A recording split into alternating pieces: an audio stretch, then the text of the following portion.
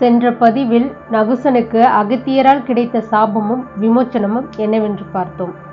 இன்றைய பதிவில் நகுசன் யுதிஷ்டரை கண்டாரா, அவர்களின் கேள்விகளுக்கு பதில் கிடைத்ததா, மேலும் பீமன் எவ்வாறு நகுசனால் கட்டுண்டான் என்பதை இந்த காணொலியில் பார்த்துடலாம். வணக்கம் and welcome to top 10 stories. நான் உங்கள் யமுனாகிரி. பாம்பாக மாறிய நகுசன் காம்போக வனத்தின் ஒரு குகையில வாழ்ந்துட்டு வராரு. அகத்தியரின் வாக்கின்படி நகுசனை தாக்க எதிர்ப்படும் அனைவரும் பலமிழந்து போவதால் அவர்களை தனது இரையாக்கி ஜீவித்திருந்தார் நகுசன்.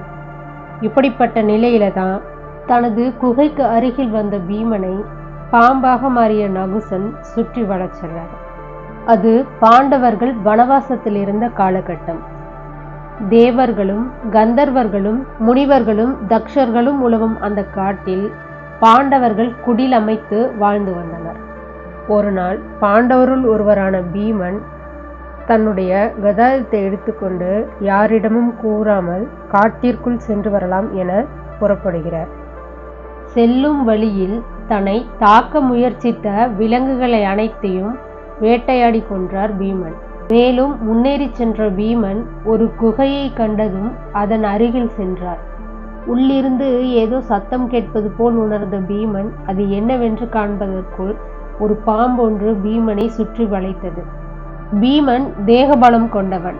1000 யானைகளின் பலமானது அவன் இரு புஜங்களிலும் உள்ளது. ஆனாலும் அந்த பாம்பின் பிடியிலிருந்து பீமனால் விடுபட இயலவில்லை. மீண்டும் பீமன் தன் பலம் கொண்டே அந்த கட்டிலிருந்து விடுபட முயற்சிக்கிறான். இடும்பன், பகாசுரன், ஜராசந்தன் போன்றவர்களை வதைத்த என்னால் இந்த சாதாரண பாம்பை ஒன்றும் செய்ய முடியவில்லையே, எனில் இது சாதாரண பாம்பாக இருக்காது. இவ்வாறு பீமன் எண்ணிக்கொண்டிருந்த அதே நேரம் கூடாரத்தில் இருந்த யுதிஷ்டருக்கு திடீரென ஏதோ தவறாக நடப்பது போல் மனதில் தோன்றுகிறது.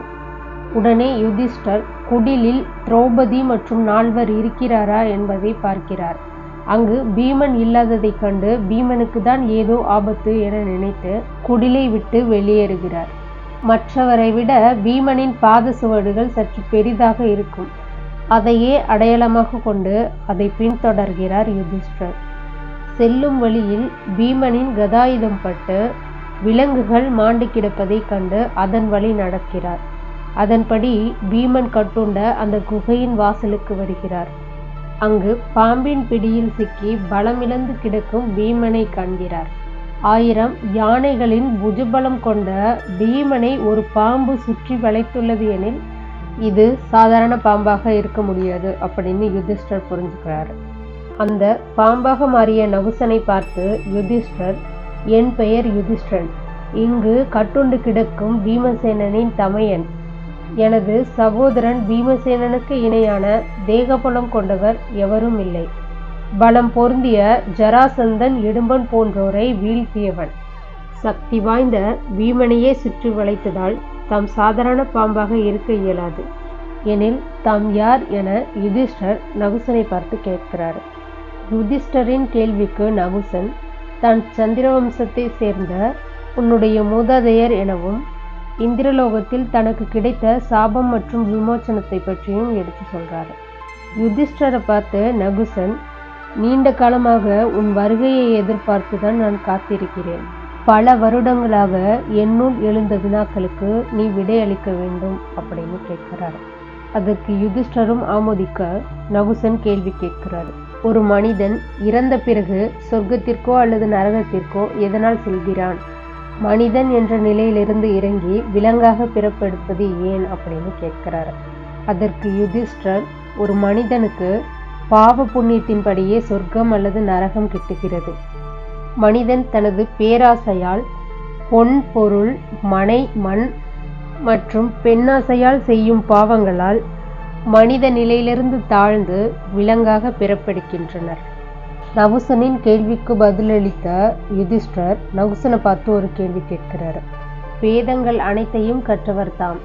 ஒரு மனிதன் முக்தி அடைய என்ன செய்ய வேண்டும் அப்படின்னு கேட்கிறார்.